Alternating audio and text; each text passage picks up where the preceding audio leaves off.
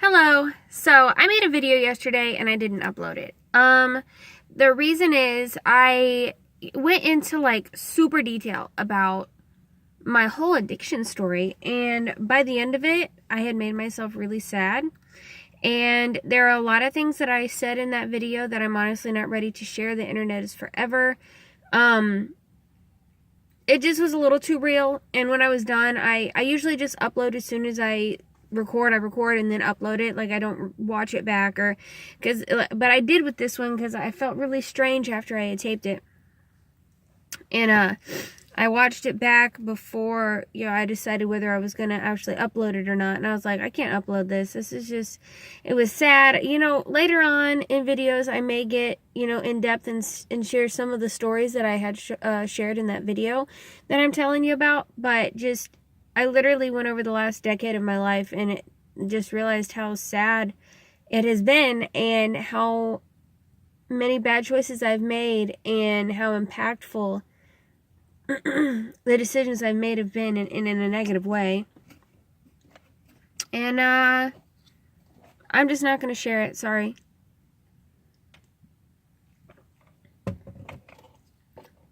I just can't go there yet.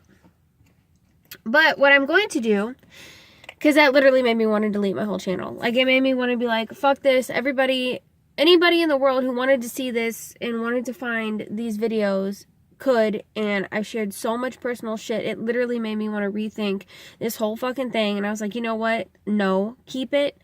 Nobody watches them anyways. Like, not nobody, but nobody in my personal life knows I make these, and I plan to keep it that way as long as I can. Like, I don't have social media. I do have a Facebook, but like, it's just personal, it's private, it's just me and my family and closest friends. I don't have Twitter or Instagram or Snapchat. I don't have none of that shit. And I don't do it for reasons like how I have, my YouTube channel. It's just, like I said, is that spider on the inside or outside? Hold on. I hope it's on the outside of the door. Sorry, hold on. I don't like spiders. Okay. It's on the outside, so I'm good. Sorry. So what I decided to do, since I got way too deep yesterday and freaked myself out, I am going to talk about something that's not related to anything I've spoken about before. I love movies, and TV shows. I love storytelling. If there was no such thing as TV, and that form of entertainment, I would be a bookworm. I loved books growing up. I don't read them so much anymore. The last book I read was Rosemary's Baby, and that was just a few months ago. Because I wanted to watch the movie, and I thought, no, I need to read the book first. So I did. And before that, I'm not sure. But it doesn't matter. The point is, I fucking love movies. They have a really special place in my heart. I love, it's my way to escape without doing things that are destructive, like drugs or, whatever. It's my way of coping that's actually healthy. And I genuinely love that I can get lost in another world for an hour or two, and then I come back to the real world. But that little escape is beautiful to me. And I got this idea I actually have, like, notes. Like, I legitimately made a list. This is the most prepared I've ever been for video. And it's not that prepared. I just wrote down what I'm getting ready to say. I got this idea from the Jenna and Julian podcast, which Jenna Marbles, Julian Solomita, absolute favorite YouTubers of all time. Shane Dawson is also one of my favorites, 100%. He was the first YouTuber that I really got into. But Jenna and Julian, the two of them together, they seem just like good people, and they're always so genuine, and they make me laugh, and they're just wonderful human beings, and I love the both of them. They've really helped me. Why am I getting emotional? What the fuck? It's just two YouTubers. Anyways, I love them. They're wonderful human beings. And I love watching both of their channels, and I love watching the podcast. They're also on Twitch. I don't have Twitch. I don't have internet. I'm a broke bitch. I literally just have my phone. And plus, I'm not on the same schedule that they are. I would never be able to, like, if I could watch their Twitch channel, I totally fucking would. But it's just not in my cards, so I don't. But I do love their fucking podcast. The two of them just sitting and talking, it makes me feel like we're friends, you know. But I got this idea from them. I'm reading, sorry. If I look down, it's because I'm reading. Their podcast number 220, Our Most Influential TV Shows. I got this idea from them. The way they did it was they talked about TV shows that they watched as a child that was influential to them. Just TV shows and just as they were children. I am expanding on that, and this may take a few days to make, like, I may not be able to get through all this in my lunch. I'm already over 5 minutes, almost 6 minutes in. And, I haven't even got to the fucking point yet. So, this may be the next couple videos. So, hopefully you're okay with that. So, what I'm going to do is talk about, my most impactful or influential, but mostly impactful movies and TV shows that I've watched my whole life, you know, from start to finish. And I have it organized on here, childhood, teen years, and adulthood. Because when I watched them also changed the way it impacted me. And these are not in any particular order, and I will say, spoiler alert, I will say the title of the movie and or TV show, and I will explain kind of the plot a little bit, just of what it is or what it was. But then after that, I'm just saying spoilers for all these. Most of these are old as shit. The newest movie on here is obviously one that I watched in adulthood, but they're so old. Like, none of these are brand new coming out right now movies. So if you know you want to watch one of these movies that I start to talk about and you're like, I don't want it to be ruined for me, just skip ahead a little bit. I'm not doing timestamps or none of that shit, but whatever. Okay, so childhood, and like I said, in particular order. Are You Afraid of the Dark? That TV show, I love horror movies. It's my favorite genre of all time. I love scary movies so much. I love everything about them. And I think this TV show is what jump-started that for me. I watched this at a very young age, 6. I think I started watching it when I was about 6. And, I even have, like, DVDs of it now. Like, they're very rare, and I only have the first season. I haven't been able to find any of the other seasons, because they don't still make them, so I have to buy them. Like the one I bought was, like, at a used bookstore. You know what I mean? So, like, I can only find it in certain places. But Are You Afraid of the Dark jump-started my love for horror. All that. I fucking loved all that. And I love the 2 spinoffs, which are the Amanda Bynes Show and Kenan and Kel. But all that, I fucking love that show. It was like a child version of SNL, you know, and I just remember wanting to be able to do that, you know, being able to go up there and do skits and make people laugh and be entertaining and doing all that stuff. I loved that show. Rugrats. I haven't really been saying what a lot of these are about, and I said I was going to. Sorry. I don't script none of this shit. I just go and I talk. Hold on. Sorry. I gotta keep track of the time, and I can't do it on my phone because I'm using it. Okay. Rugrats, it was a TV show. All these that I've mentioned so far have been TV shows that were on in the 90s, and I was born in 1989. Rugrats. That was a show I watched the absolute most in my childhood. I loved that their imagination, actually, it showed the world that they saw when they were using their imagination. Rugrats is a show about, like, babies. It's a cartoon that was on, Nickelodeon, and all these have been Nickelodeon so far. Okay, Forensic Files. I know, as a kid, kind of strange, but I loved watching Forensic Files when I was a kid. This TV show was the shit. I love unsolved mysteries, not the TV show, but like literally just mysteries that have not been solved. I like the TV show too, but and this kind of jump started that passion for me, like crimes and solving them, and the psychology of why people are so fucked up, and the things that really do go on in the world. I was probably too young to watch this when I did, but it would be like late at night. I had a little teeny tiny box TV in my bedroom. It was probably like a 13-inch TV, and I would just sit there and like watch, you know, Rugrats, all these shows I'm talking about. And then at night, and I was just in my room by myself, I would watch Forensic Files, and it just fascinated me. And to this day, I am subscribed to all kinds of channels that are like mystery stuff. Danielle Hallen is one of my favorites. She does a lot of missing persons. Kendall Ray, I love her channel as well. She does a lot of missing persons videos, but my passion for that started when I was a child and I watched Forensic Files, and that's kind of what jump started it. I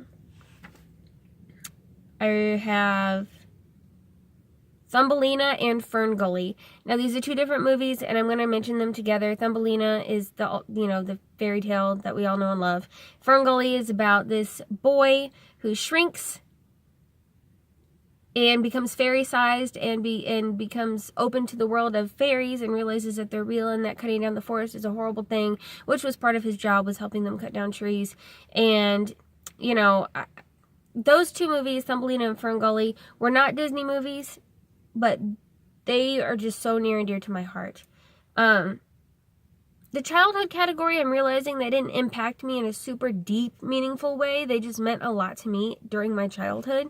And that's why I kind of separated it: childhood, teen years, and adulthood, because they impacted me in different ways. And then I have a huge category, Disney. I could not write down every single Disney movie that was influential or impactful for my childhood, because all of them, every single one, like anything from the most known, like Beauty and the Beast, to Fun and Fancy Free. You know, I love Disney movies. I wrote down two that were specific because they once again helped me, you know, not helped me, but kind of jump-started my love for horror, which is Nightmare Before Christmas and Hocus Pocus. Loved those movies. They weren't the typical Disney, you know, with, you know, the princess or the, you know, the boy going from rags to riches types. It wasn't one of those type stories, but they were still Disney, so they're still in this category. But they were another thing, like Are You Afraid of the Dark, where they opened my mind to realizing I liked creepy, spooky stuff, and I still do, and I always have, and I always will. But I will name some of my favorites. My favorite Disney movie is The Sword and the Stone. All-time favorite. The Little Mermaid is another one of my favorites. It came out the same year and month I was born. I love all of them. If I sat here and named them all, I just get a list of all of the full-length animated Disney movies. Check them all off. All of them are on this list. I just can't do that. You know what I mean? Okay, so that's it for childhood. Half of my lunch is over. I might not get to adulthood until tomorrow, which will be okay. Because as I get into these a little bit older ones, it's a lot deeper, right? It's not just like, ooh, it's fun and I loved it. This is a perfect example. The very next one on my list, first one in teen years, the movie 13. If you have not seen the movie 13, I highly suggest all these. 13 is a movie about this girl. She's 13, and she's just a normal, regular student. She comes back from summer and goes back to school, and this other girl and group of girls just completely grew up and changed over the summer, and she wanted to be cool like them. Like, all the guys were hollering at these girls, and it just spirals from there. She ends up befriending this girl, and that girl ends up being this huge negative influence on the main character. And it's about drugs and sex and family drama and all these things that occur in real life. It's very real and very raw. It deals with cutting, and I was a cutter when I was younger. I haven't done it in years, but this movie triggered me before I even knew triggered was a thing. But this movie shows depression and addiction, and it all pertaining to children, to teenagers. And I watched it probably way too fucking young. Like I said, it triggered me. But I absolutely love this fucking movie. It's wonderful. And it's based on a true story. The girl who plays the influential girl, like the bad girl, that the other girl, the girl who plays that character is the one who actually wrote this story and who the story was about. So she didn't play herself in the movie. She played the other girl, but she is the one who wrote this story. She's the one who made the screenplay, and it was her life that this story was about. The next one on this list for teen years is Girl Interrupted. Woo! This fucking movie. This is when I realized how interested I was in psychology and history, because the way they treated patients then is so different than now. Girl Interrupted has Winona Ryder and Angelina Jolie as the two main stars, and it's about this girl played by Winona who tries to kill herself, and she ends up being put in a mental institution. This is also based on a true story, based off the book written by the woman that it was about. And she ends up having to go into a mental institution, and it talks about her experience there. Another very triggering movie, but because I watched it so young, but wonderful, wonderful movie. I suggest anybody watch it. It's one of my favorite movies. So is 13. The next one on here is Center Stage. Now, most people would say that this isn't their favorite dance movie, but I was a dancer for my entire childhood and teen years. And Center Stage is a movie about ballet and trying to get into a ballet academy, getting into a ballet academy, and all the things that can come with it. It touches on eating disorders with, restricting and binging and purging and all this kind of stuff. It touches on that, which helped me because I always had problems with my eating. Center Stage is a wonderful movie, especially if you are a dancer. Buffy the Vampire Slayer. Now, I almost put this in the adulthood category because I did not watch it until I was like 18 or 19, but that's still a teenager, so I left it in the teen category. It is a TV show that I absolutely adore. It has LGBT, things in it, and I really enjoyed that. That it actually gave exposure to that, especially in the 90s. It's surprising when a movie that old, or a TV show that old, actually showcased two women in a lesbian relationship.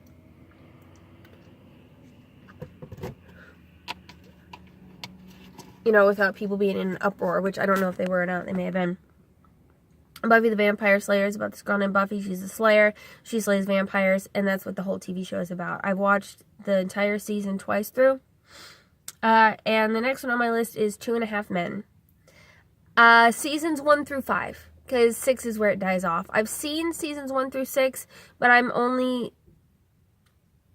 a fan of seasons 1 through 5 of 2.5 Men. But the first 5 seasons are so fucking good that it doesn't matter that the rest of it's shit. This movie helped me during a huge amount of depression in my late teens. I would just sit and rewatch it. I have rewatched seasons 1 through 5 of 2.5 Men to where I can quote. Like, if I'm watching it, I can speak every word with the show word for word, every single episode, seasons 1 through 5. I find it hilarious. I find it relatable. It's very character driven instead of most sitcoms where it's like something happens to me and I react. No, it's very character driven. These two men that are dysfunctional because of the women in their lives and in their families, and how it says 2.5 Men, but this show really is about how women impact these men and how they warp their behavior.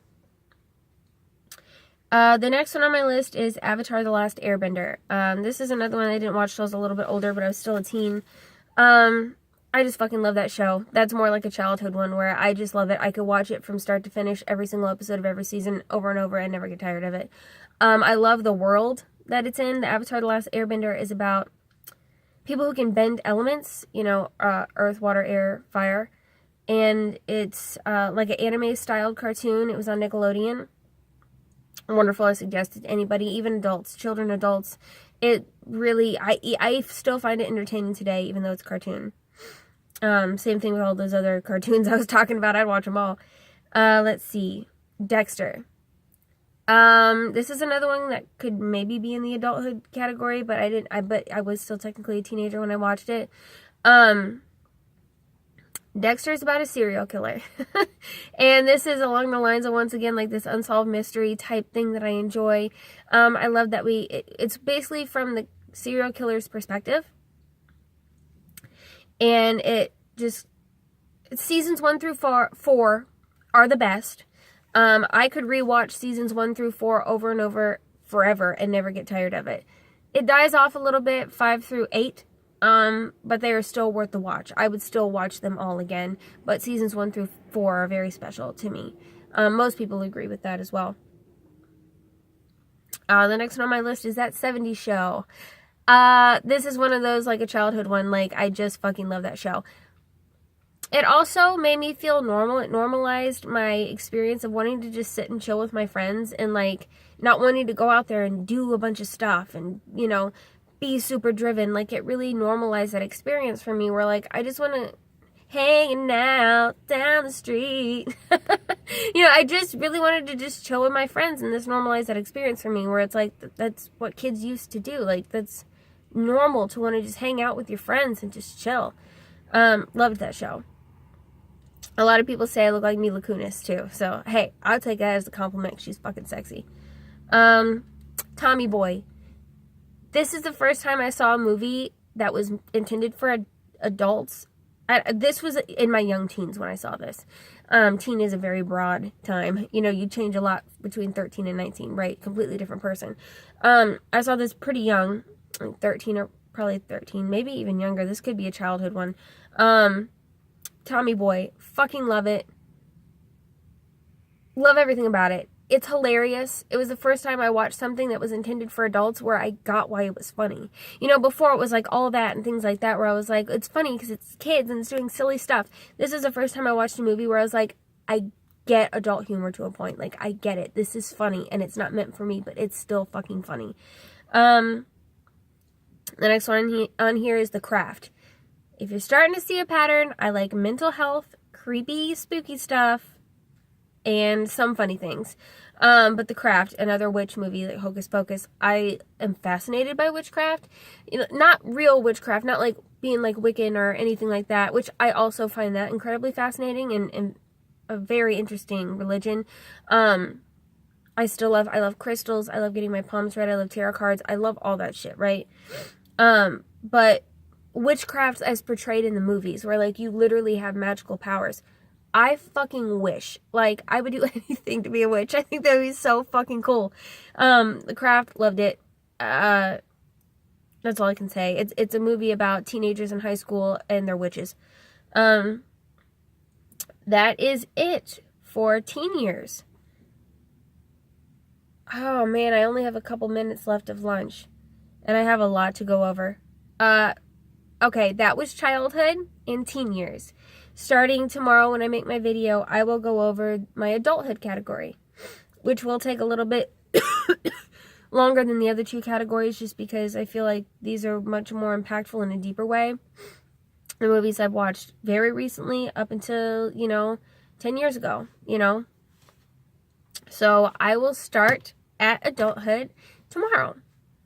Hopefully this is okay content for the few people who watch this. I got way too deep into shit yesterday, freaked myself out. I deleted the video, I didn't upload it. So I'm doing something that still tells you about me and who I am as a person. But in a way that doesn't make me feel like I'm invading my own privacy. Just remember that there's always hope that tomorrow will be a better day.